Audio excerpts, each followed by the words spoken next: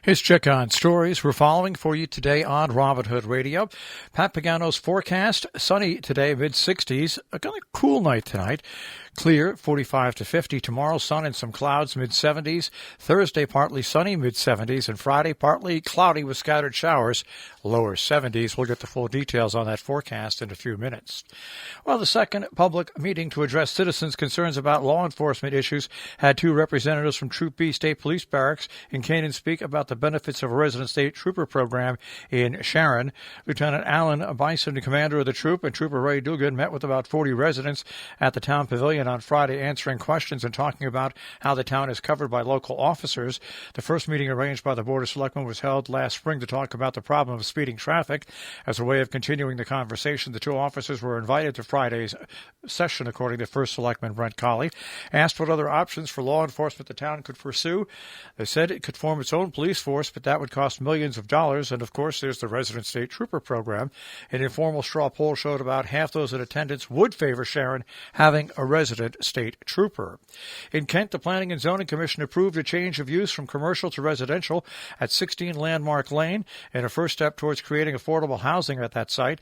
The approval came with the condition that Kent Affordable Housing receives funding for the mortgage. The building, which is at the southern tip of Kent Green shopping area, has been vacant for some time. In the presentation to the Commission, Virginia Bush of the Kent Affordable Housing explained the building is in an area that receives little traffic. A new report from the Center for Disease Control shows that Connecticut ranks first in child vaccinations. According to the report, an estimated 80.2% of Connecticut children have gotten the vaccine. Connecticut's average is above both regional and national averages. The national average stands at about 70.5%, whereas New England is about 79.7%. The estimates specified in the report reflect vaccines that were administered mostly prior to any disruptions that were caused as a result of COVID-19 pandemic. Connecticut ranks first in child vaccinations. On Monday in Connecticut, COVID-19 cases were reported since the beginning of the pandemic. We're up about 1,147 since Friday.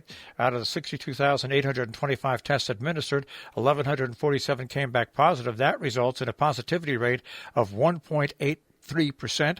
The current number of hospitalizations stands at 247, an increase of 15 since Friday. The number of total tests performed since the pandemic began is now well over 11,500,000, and that was an increase of over 62,000 since Friday. Meanwhile, in New York, new cases of COVID-19 flattened statewide over the past week, but they were persistently high in some regions of New York.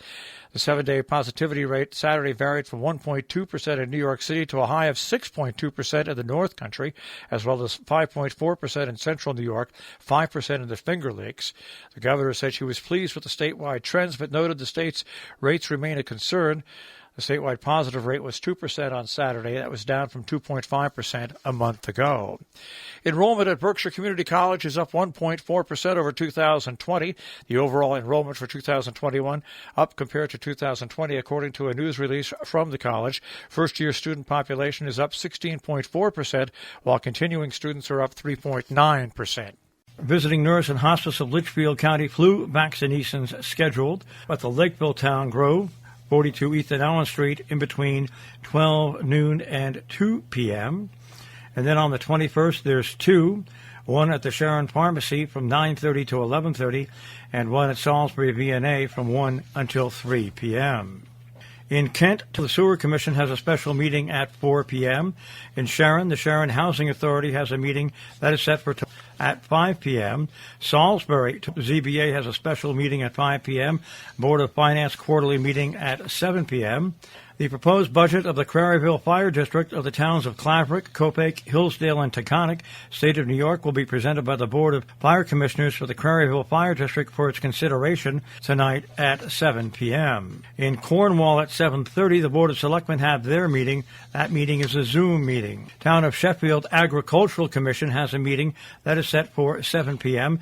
at the Selectmen's Meeting Room, second floor at Town Hall. On Wednesday in Cornwall, the Board of Education has a Zoom meeting, and at 7 p.m., Cornwall Affordable Housing Steering Committee has a Zoom forum as well. Sharon and Salisbury, the Salisbury-Sharon Transfer Station Advisory Committee, the TRAC Committee, meets on October the 20th. In Kent, the Board of Finance has their regular meeting on the 20th at 6 p.m., Conservation Commission regular meeting on the 20th at 7 p.m. On Thursday in Salisbury at 4 p.m., the Salisbury Economic Development Committee. In Cornwall on Thursday at 7 p.m., the Board of Finance has a Zoom meeting. Film Columbia 21 runs October 22nd through 31st. It's a film fan's delight. More information is available at the website for crandalltheater.org. Region 1 Board of Education has a policy subcommittee meeting coming up on Friday at 11 o'clock. It'll be on Zoom. North Canaan Events Committee presents the North Canaan Fall Fest, downtown municipal parking lot, October 23rd from 1 till 4. Family-friendly fun, trick-or-treat around town to visit the local businesses. All-day fun at the Great Falls Brewing Company. There'll be food truck as well from 12 to 7. Costume party starts at 6 p.m. Masks are required for some activities by all participants. The Amenia Fire Company will sponsor its mouth-watering takeout-only chicken barbecue on Saturday at the Amenia Firehouse, 36 Mechanic Street. Drive-through style event with dinners ready for pickup between 3 and 6 p.m. Tickets are $16 each and are available on a pre-order basis by calling 845-418-8633. The dinner is an important fundraiser for the fire company, and all purchases would be appreciated. A longtime member and driving force in the Salisbury Volunteer Ambulance Service passed away back in December. SVAS and the family are holding a celebration of the life for Ted Davis on Sunday at the Town Grove in Salisbury from 11 until 3. The public is invited to attend. Our business brief is underwritten by Morgans at the Interlaken, interlakenin.com.